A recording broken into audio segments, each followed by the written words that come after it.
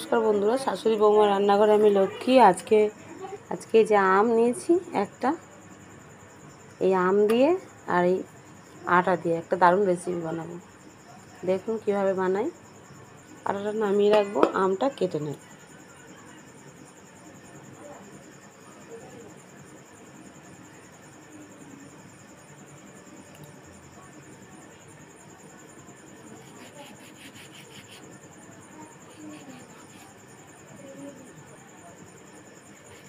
গাছ পাকা আম তো,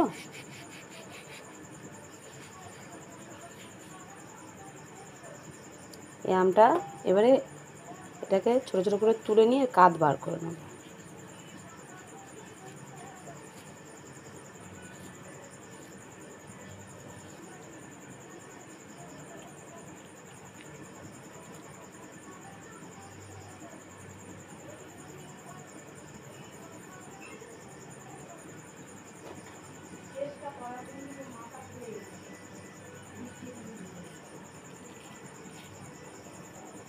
এটা কাঁধ বের করে নেব।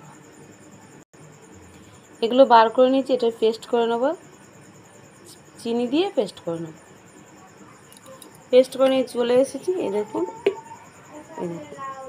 আমি 2 চামচ চিনি দিয়ে পেস্ট করেছি, কারণ খুব মিষ্টি তাই বেশি চিনি দিইনি। একটা বাটি নিয়ে নিয়েছি, তার মধ্যে নিয়ে নেবো আটা, দিয়ে দেবো লবণ আর আটাটা শুধু জল দিয়ে ফাটিয়ে নেব।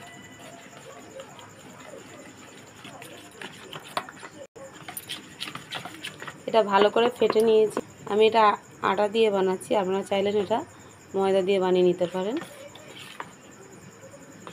ভালোভাবে আটাটা ফেটিয়ে নিয়েছি। এবার চলুন গ্যাসের কাছে চলে যাই। গ্যাসটা জ্বালিয়ে দিয়েছি, একটা কড়াই বসিয়ে দেবো গ্যাসের উপর।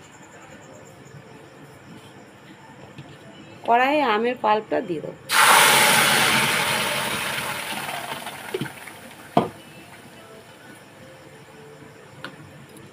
দিয়ে একটু ভালো করে গাঢ় করে নেব। এই দেখুন, এটা আমার তৈরি হয়ে গেছে। এটা নামিয়ে নেব।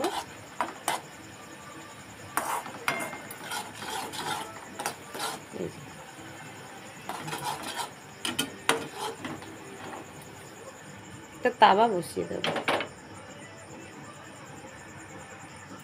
অল্প একটু ঘি দিয়ে দেবো। ভালোভাবে ঘিটা পুরো তাওয়াটায় বেটে নিয়ে নেবো। এক তাওয়া মানে 1 হাতা নিয়ে আস্তে করে ছড়িয়ে দেবো। আর একটু দিয়ে দেবো।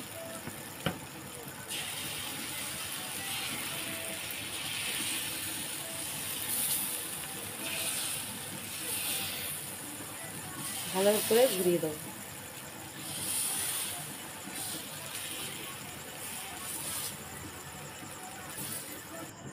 একটু পাটালি নিয়ে নিয়েছি, পাটালিটা ভেঙে দিয়ে দেবো অল্প।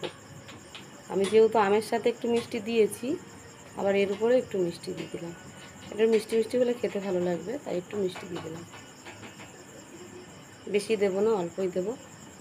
খুন্তি দিয়ে একটু বুলিয়ে দেবো, যাতে সব জায়গায় হয়ে যায়।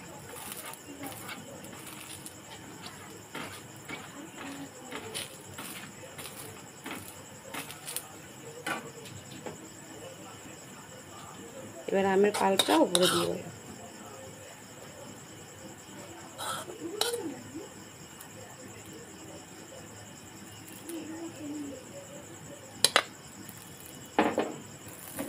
একইভাবে ভাঁজ করে দেবো।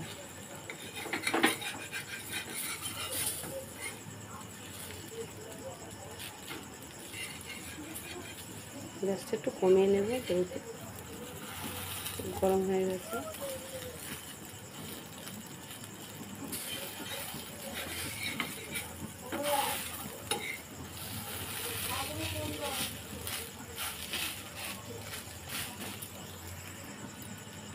হয়ে গেছে, এটাও নামিয়ে নেব।